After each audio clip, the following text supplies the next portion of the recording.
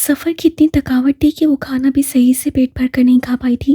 आधी रात को शदीद भूख का एहसास अफ़ाफ़ की नींद को मुख्तल करने का बायस बना था। आखिर आधे घंटे तक जब भूख बर्दाश्त न हुई तो वो मोबाइल की लाइट ऑन करते, उस मलिक विला के 3 बार चक्कर खाते आखिर वो किचन में पहुंची थी। लाइट्स ऑन न करने में ही उससे अपनी बेहतरी जानी थी और मोबाइल की टॉर्च से ही फ्रिज खोलकर खाना निकालने लगी। अभी वो खाने की ट्रे निकाल कर मुड़ती, उससे पहले किसी की मौजूदगी पर अफाफ के छक्के छूटे थे। इस कदर खूब अंधेरा और किसी की मौजूदगी ने उस डरपोक लड़की के रोंगटे खड़े किए थे। कौन हो तुम और किसने भेजा है तुम्हें यहाँ? ताहा ने उसे कलाई थामे सख्त लहजे में सवाल किया था। वो जो पहले ही डरी सहमी सी खड़ी थी, उसका मोबाइल छूटा, जमीन बोस हो गया। उस अंधेरे में उसकी शक्ल नहीं देख पाया था, मगर उससे कलाई थामने पर ताहा को वहाँ किसी लड़की का गुमान ज़रूर हो चुका था। उसे सबसे पहला ख्याल ईसा और अमीमा का आया था, मगर फिर अगले ही लम्हे उसका ख्याल गलत साबित हुआ। वो तो खाने की गर्ज से वहाँ आई थी, वो मुसीबत उसके मत्थे लग जाएगी अफाफ ने सोचा भी नहीं था, मगर अब सोचते वो रो देने को थी। हाथ छोड़े मेरा, प्लीज़। पहले ये बताओ कौन हो तुम और अंदर कैसे घुसी हो तुम?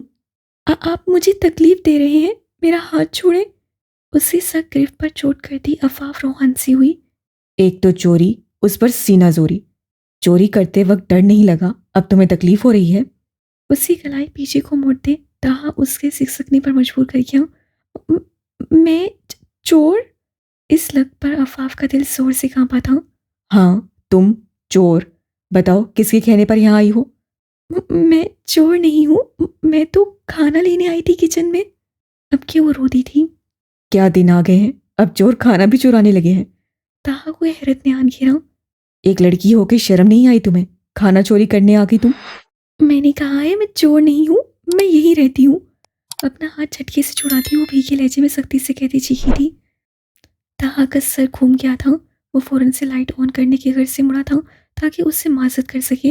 अभी वो मुड़ा ही था कि अफाफ मौका पाते ही अपना मोबाइल जमीन से उठाए पूरी स्पीड से कमरे की तरफ भागी थी। भाग गई? उसे दो दो सीढ़ियां इकट्ठे पलांगते देख ताहा ने माथा मसला था। माफी भी मांगने नहीं दी। अब ये कल कहीं चाचू को शिकायत ही न लगा दे। मेरी भी कोई गलती नहीं। यूं चोरों की तरह किचन में घुसी हुई थी। मुझे तो क्या, वो चाचू को भी यही लगता कि घर में चोर घुस आया है। आर्यान का डर था या कुछ और, तामीर खुद को ही कोसना जाने क्या कुछ सोच चुका था। खुद को खुद ही मुहातिब करते किचन की लाइट ऑफ किए वो अपने कमरे की तरफ बढ़ गया। कलाई ही मोड़ दी मेरी जल्लाद ना हो तो। दरवाजे से लगी अफाफ का दिल अभी भी कानों में धड़क रहा था। अब से मैं कभी रात को अकेली बाहर नहीं जाऊंगी। खौफ के जेर असर और बड़बड़ाती कंबल में घुसी आंखें बंद किए आयतल कुर्सी का वर्ड करने लगी थी। चिड़ियों की चहचहाहट और अजान की हल्की आवाज़ से उसकी आंखें खुली थीं। रात की बातों के मुतल्लिक सोचते हयाम अभी भी मुख्तलिफ सोचों का शिकार थी। एक नज़र अपनी दूसरी तरफ आर्यान पर डाली, जो आंखें खोले सुकून से लेटा उसे ही देख रहा था। ऐसे क्या देख रहे हैं? यही कि तुम बहुत खूबसूरत हो। आर्यान के जुमले पर वो बेसाख्ता मुस्कुरा दी। उठे, नमाज पढ़ लें। तुम कहाँ जा रही हो? आपकी प्रिंसेस को जगाने जा रही हूँ। हयाम मुस्कुराई।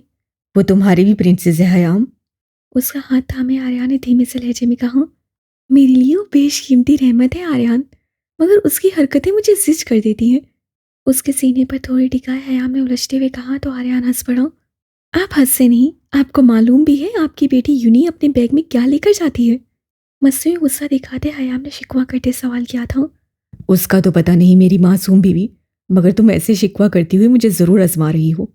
आर्यान ने उसे अपने हजार में कैद किए भोजन लहजे में कहा था। हयाम इस अवतार पर हक तक से उसे देख रही थी, जिसे कोई परवाह नहीं थी उसकी बेटी क्या कर रही है और क्या नहीं। मुझे मेरी बेटी पर पूरा यकीन है हयाम। वो कभी अपने मयार से नीचे नहीं जाएगी, न कभी मेरी इज्जत पर हुर्फाने देगी। बाकी मैं जानता हूँ, उसकी हर एक्टिविटी से वाकिफ हूँ, यूनी से घर तक सब। इसलिए तुम फिक्र मत करो। वो खुद को प्रोटेक्ट करने के लिए वो सब चीज़ें बैग में रखती है। कह भी दिया तो ऐसा बिल्कुल नहीं होगा आर्यान। हयाम ने फौरन उसे वार्न किया। मैं पहले ही क्लियर कर रही हूँ, अगर उसकी ऐसी वैसी किसी भी ख्वाहिश पर आपने रजामंदी दी तो मैं आप दोनों से बुरी वाली खफा हो जाऊंगी। ओके ओके, ऐसा कुछ नहीं होगा। गुस्सा नहीं करो। उसे तसल्ली दिलाते माथे पर पुरहिद्दत लम्स छोड़ते आर्यान अपनी जगह से उठा था। मुझे आज ऑफिस जाना है, ज़रूरी मीटिंग है सर के साथ, तो शायद आने में लेट भी हो जाऊं। अच्छा, मैं आपके लिए ड्रेस निकाल देती हूँ। सोचों से बाहर आती हयाम वार्डरोब की तरफ बढ़ी थी। वो नमाज अदा करने के बाद सबसे पहले ताहा के कमरे में आती थी। आज भी उसी कमरे में आते सारा ने खिड़कियों से पर्दे हटाए, कमरे पर तायराना नजर डाले। उसके रात वाले कपड़े और जूते समेटती बेड की तरफ आई थी। कब आया मेरा शहजादा रात को? उसे कसमसाते देख सारा ने मोहब्बत से भरपूर लहजे में पूछा था। 3 बज चुके थे मामा। ताहा ने थके हुए लहजे में उन्हें बताया। थके हुए लग रहे हो ताहा, तबीयत ठीक है? उसके माथे और चेहरे पर हाथ लगाते हुए फिक्रमंदी से पूछने लगी। ठीक हूँ मेरी प्यारी मामा, बस थोड़ी सी थकावट है, वो भी उतर जाएगी आपके हाथ की कड़क चाय पीकर। अच्छा तो फिर मैं अभी लाती हूँ। उसके बाल सहलाते सारा फौरन से उठी थी। मामा, मलिक विला में कोई मेहमान आए हैं क्या? रात का मंजर याद आते ही ताहा ने झट से सवाल किया था। बाहर जाती सारा ने वहीं रुककर उसे देखा। हाँ, तुम्हारी मलाइका आनी और वकास अंकल अपनी बेटियों के साथ वापस पाकिस्तान आ गए हैं। वही आए हैं मलिक विला। सारा खुशी से चहक पड़ी। मर गए? खबर सुनते ही वो गड़बड़ा गया। उसे मालूम करने में एक सेकंड भी नहीं लगा था कल रात किचन में उसके साथ कौन थी।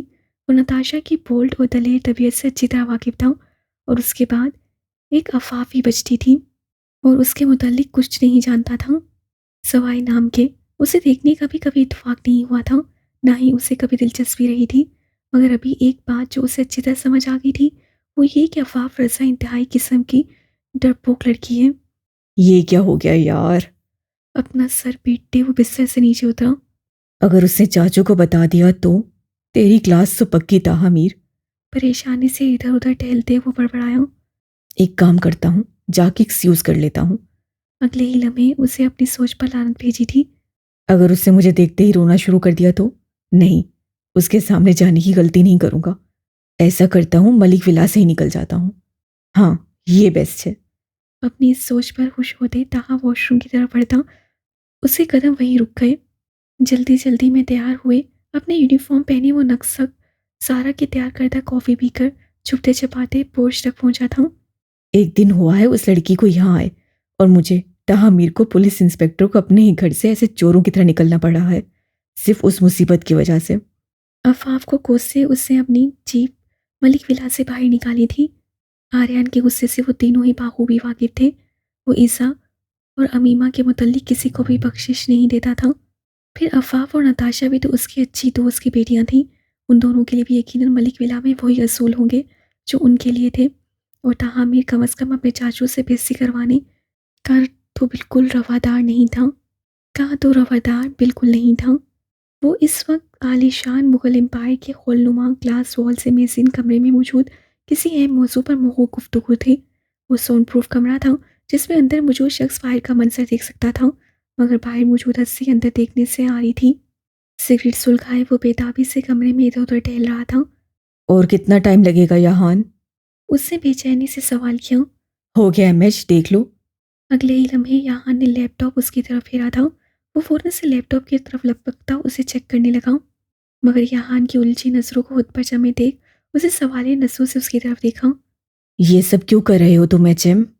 इस सब से तुम्हारा कोई कंसर्न नहीं होना चाहिए। उसने दो टोक लहजे में कहा। मजबूरन यहाँ को खामोश होना पड़ा। इसके अलावा कोई सवाल है तो पूछ सकते हो।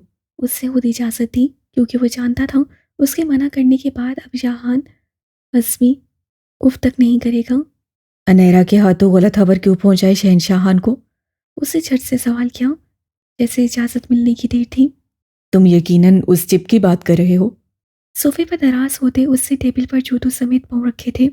हाँ, मैं अभी बहुत संगीन मसले में फंसा हुआ हूँ यहान, और ऐसे में शहनशाहान की हर वक्त टिकी मुझ पर नज़र मुझे खौफ में मुब्तला करती है। मैं सिर्फ हरब दादा की वजह से खामोश हूँ। इनहरा को वहाँ भेजने का मकसद सिर्फ इतना था कि शहनशाहान कुछ वक्त मेरे पीछे से हट जाए, मगर उसमें मौजूद गलत इन्फॉर्मेशन आपको हरब दादा की नज़रों में मशकूक बना सकती है। यहाँ उलझते हुए बोला। तुम इस सब की फिक्र मत करो, मैं सब संभाल लूंगा। उसका इत्मीनान काबिल दीद था, मगर मैं सुकून में नहीं हूँ हास। रवानी में वो कुछ और बोलता।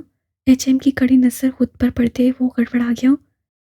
मेरा मतलब है, मुझे कुछ समझ नहीं आ रहा। आप पिछले 1 माह से जो खेल खेल रहे हैं वो मेरी समझ से बाहर है। क्या समझ नहीं आ रहा? जवाब जानते हुए भी उससे सवाल किया। यही कि आपको और हमें पालने वाले हरब दादा हैं। अगर वो ना होते तो आज हम इस मुकाम पर ना होते। मगर आप उनके साथ ही दगा कर रहे हैं। मुझे ये बात अंदर ही अंदर खा रही है।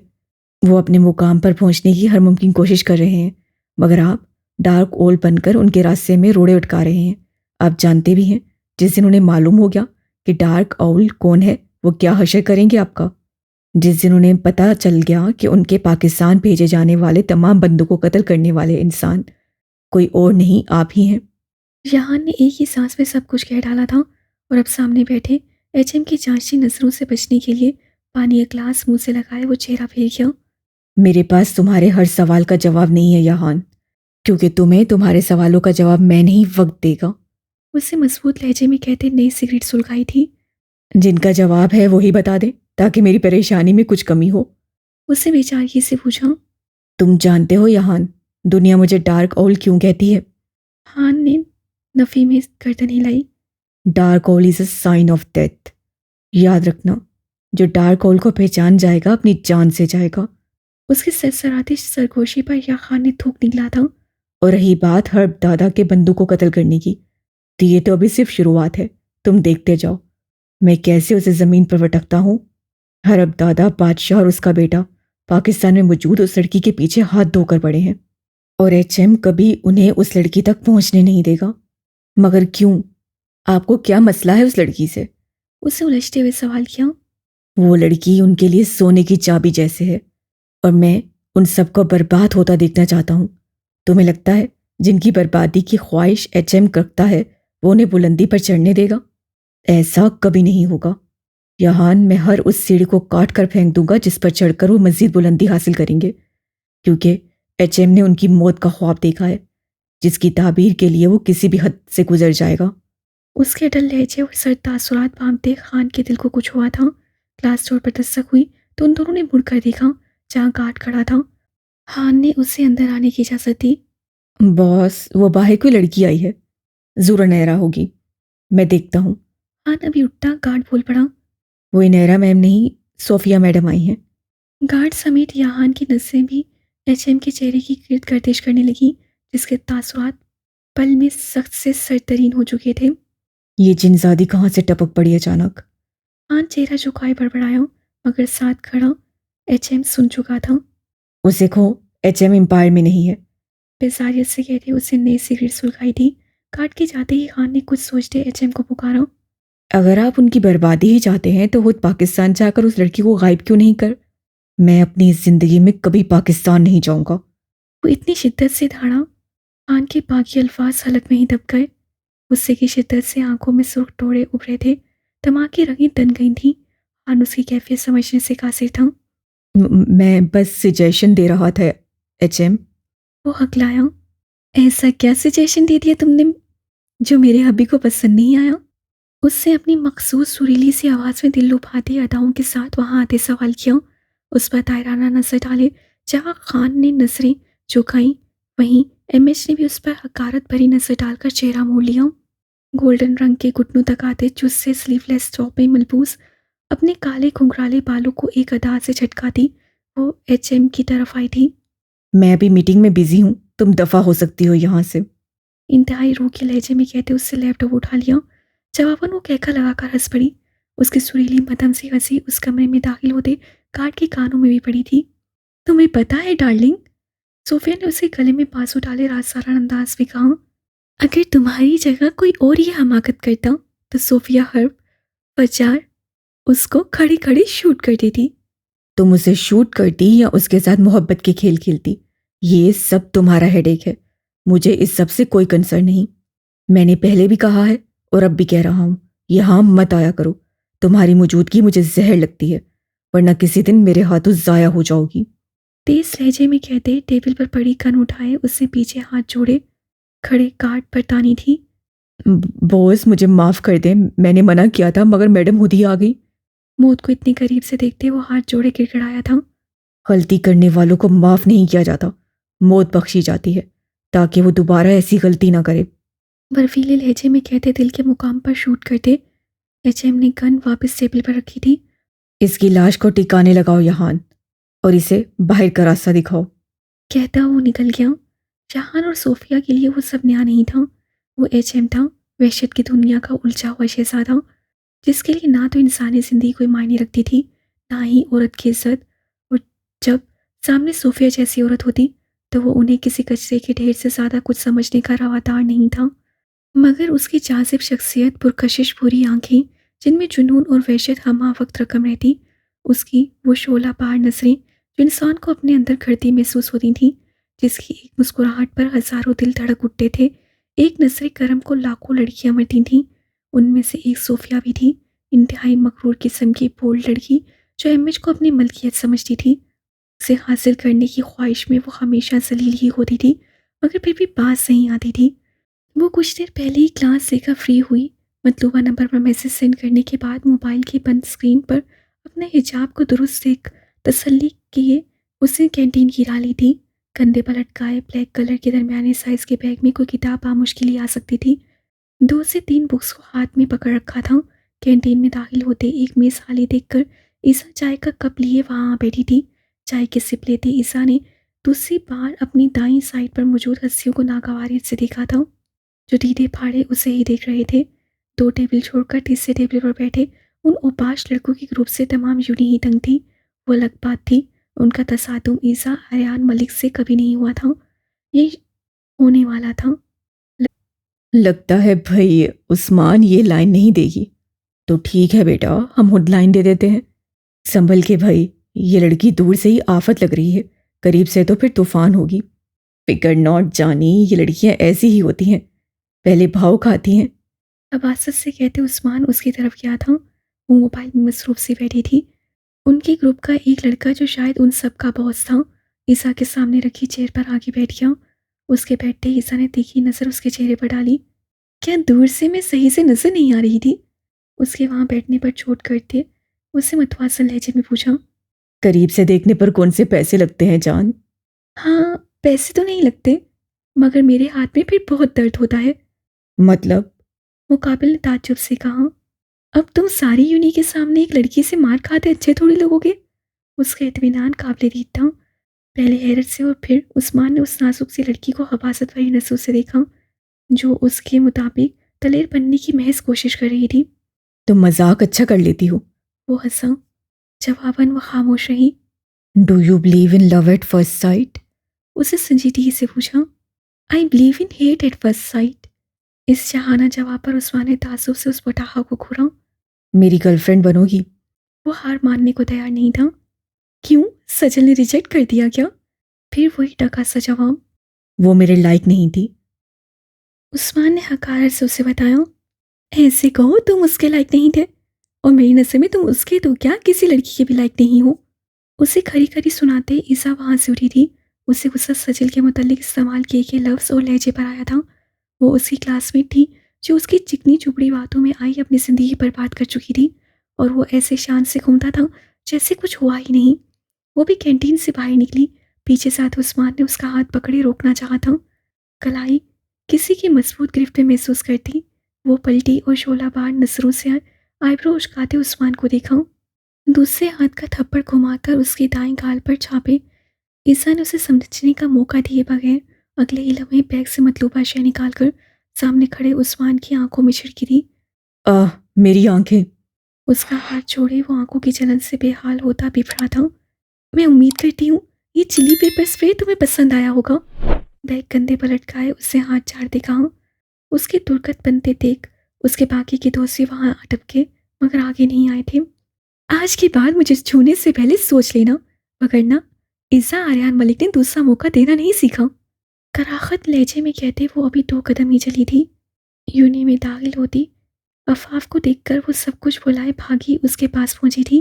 बातें करती वो दोनों वहां से एडमिशन ऑफिस की तरफ चली गई। छोड़ूंगा नहीं मैं तुम्हें इज़ा। पानी लेकर आओ कमीनों। सूख आंखों को जोर से रगड़े वो धारा था। तो क्या हम उस वक्त का इंतजार करेंगे सर, जब वो यहाँ आएगा और बर्बादी फैलाएगा? आर्यन ने सीरियस अंदाज में सवाल किया। और क्या होगा अगर तब हालात हमारी पहुंच से बाहर हो गए तो? हमजा ने सवालिया नजरों से उन्हें देखकर सवाल किया। वो चारों इस वक्त आर्यन के ऑफिस में मौजूद थे।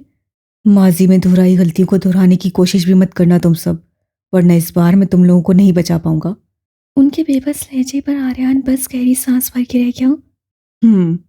तो मतलब आप चाहते हैं हम चुपचाप बैठकर इस जिंदगी और मौत का तमाशा देखते रहें? फैसल भी बोला था। नहीं, मैंने ऐसा नहीं कहा फैसल। मैं सिर्फ इतना कह रहा हूँ, इस बार बगैर किसी परमिशन के कोई कदम नहीं उठाओगे तुम सब। और फिर बेशक मैं अपनी बेटी को खो दूं, इस बात से आपको कोई फर्क नहीं पड़ेगा। वो विभ्रत शेर बना ढाड़ा। Faisal, calm down. कैसे काम डाउन भाई? आप क्या भूल गए हैं शहजादी के साथ क्या हुआ है? और अब भी हम खामोश हो जाएं ताकि वो हमारी ही नज़रों के सामने हमारी बेटी को हमसे छीन ले। उसका बस नहीं चल रहा था। वो दुनिया को आग लगा देता या ईसा को कहीं छुपा देता। आर्यान बेबसी से उसे देखता सर झुका गया, जैसे वो भी फैसल की बातों से रजामंद था। हमजा ने उसके कंधे पर हाथ रख के दिलासा दिया था। ऐसा कुछ नहीं होगा फैसल। मैंने ईसा के लिए बॉडीगार्ड का इंतजाम किया है। मैं अपनी शहजादी के साथ किसी गैर मर्द को कभी रहने की इजाज़त नहीं दूंगा। अभी उनकी बात मुकम्मल नहीं हुई थी, फैसल गुस्से की शिद्दत से ढाड़ा। 1 मिनट फैसल, खामोश हो जाओ। आर्यान के कहने पर वो चुप होता, अपना सबसे सुर्ख पड़ता चेहरा फेर गया। मैंने 20 सालों में अपनी बेटी के लिए किसी बॉडीगार्ड का इंतजाम नहीं किया सर। वो आर्यान मलिक की बेटी है, जिसकी हिफाजत मैं यहाँ बैठकर भी बाखूबी कर सकता हूँ। मगर यहाँ मसला उसकी हिफाजत से बढ़कर है। आखिर कब तक हम इसी खौफ में जीते रहेंगे? मैं लाख मजबूत इंसान सही सर, मगर मैं अपनी बेटी के मामले में कुछ भी बर्दाश्त नहीं कर पाऊंगा। हाथों की उंगलियों को एक दूसरे में पेविस किए वो चेहरा झुकाए बेबसी से बोल रहा था। मैं जानता हूँ आर्यान, मगर ये भी देखो कि तुम्हारी बेटी के जरिए हम बादशाहान तक पहुँच सकते हैं। और बॉडीगार्ड महज एक नाम है। दर हकीकत जिस लड़के का मैंने इंतखाब किया है वो एक काबिल पुलिस इंस्पेक्टर है, जो इस मिशन में तुम तीनों की मदद करेगा और तुम्हारी बेटी की हिफाजत भी करेगा। मगर ऐसे की इज़्ज़त तो क्या किसी को भी इस बात की खबर नहीं होगी। वो तीनों खामोशी सुन रहे थे। अंदर आ जाओ। बारी बारी उन्हें देखते उन्होंने बाहर खड़े शख्स को अंदर बुलाया था। आर्यन समेत उन दोनों ने आने वाली हस्ती को सरता पैर घूरा। वो तहा का हम उम्र था, सफ़ेद रंगत, तीखे नक्श, चेहरे पर संजीदगी, आंखों से फूटती दीदा दलेरी, खड़ी नाक, चौड़े कंधे, कसरती जिस्म, ब्लैक शर्ट और जीन्स में मलबूस। वो उन्हें शरीफ मालूम हुआ था। नाम क्या है? आर्यन ने सवाल किया था। अहमद शेख। मैं माजरत ख्वाह हूँ सर, मगर मुझे इस सब का हिस्सा नहीं बनना है। मैं अपनी शहजादी के साथ ऐसे ही किसी को रखने की इजाज़त नहीं दूंगा। खड़े होते फैसल ने अज़म से कहा। सॉरी टू से फैसल सर, मगर मैं भी इस फैसले पर राज़ी नहीं था, क्योंकि मुझे लड़कियों से उलझन होती है। बट मैं सर के कहने पर राज़ी हुआ हूँ। अपनी तौहीन पर हैमर ने भी फ़ौरन वहाँ आने की वजह बताई थी। हमजा और आर्यन खामोशी से वो सारी कार्रवाई देख रहे थे। तो ठीक है, फिर सर अभी तुम्हें मना कर देंगे। फैसल फिर से बोला था। जवाबन अहमद ने कंधे उचकाए, जैसे उसे कोई फ़र्क नहीं पड़ता। आप कुछ बोलें, इससे पहले मैं आप सबको कुछ बताना चाहता हूँ। खबर मिली है, बादशाह पाकिस्तान आने की तैयारी कर रहा है।